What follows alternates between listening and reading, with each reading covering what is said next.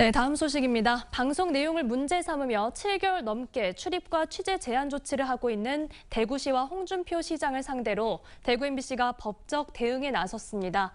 대구문화방송은 그동안 언론사로서의 대응을 자제해왔지만 경찰의 무혐의 결정에도 불구하고 대구시가 오랜 기간 언론과 표현의 자유를 침해하는 데 조치가 필요하다고 판단했다고 밝혔습니다. 대구문화방송 김은혜 기자입니다. 대구문화방송은 대구시와 홍준표 대구시장을 상대로 한 출입 및 취재 방해 금지 가처분 신청서를 대구지방법원에 냈습니다.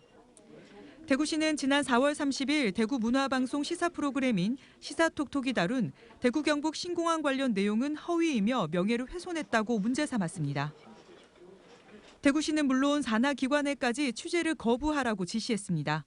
관련 지시가 있었던 직후 사전에 조율됐던 인터뷰와 촬영 일정은 일방적으로 취소됐습니다.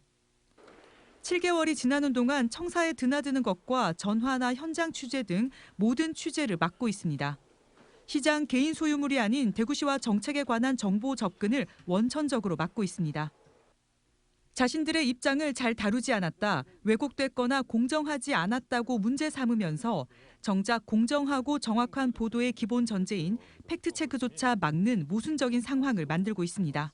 어떤 정책에 대해서 조금 미흡하다 싶은 부분이 있으면 그거를 비판하는 건 언론의 어떻게 보면 중요한 기능 중에 하나인데 그거를 개인적으로 그렇게 명예훼손 이렇게 감정적으로 받아들이는 거는 좀 언론에 대한 좀 이해가 부족한 게 아닌가 좀 그런 생각이 듭니다. 네. 그래서 그 대구 시민에 대한 좀 예의도 아닌 것 같고요.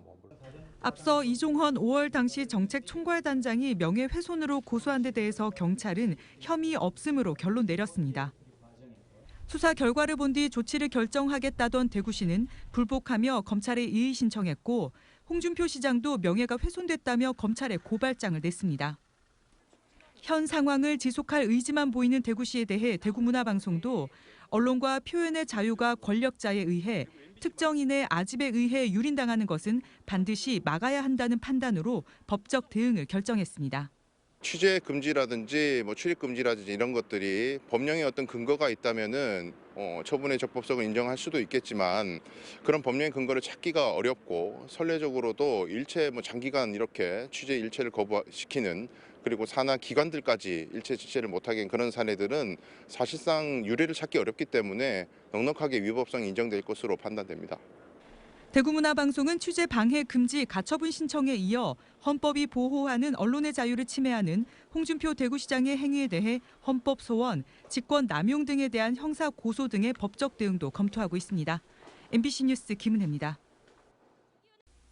언제 어디서나 내 손 안의 뉴스. 광주 MBC 뉴스 유튜브 구독으로 함께하세요.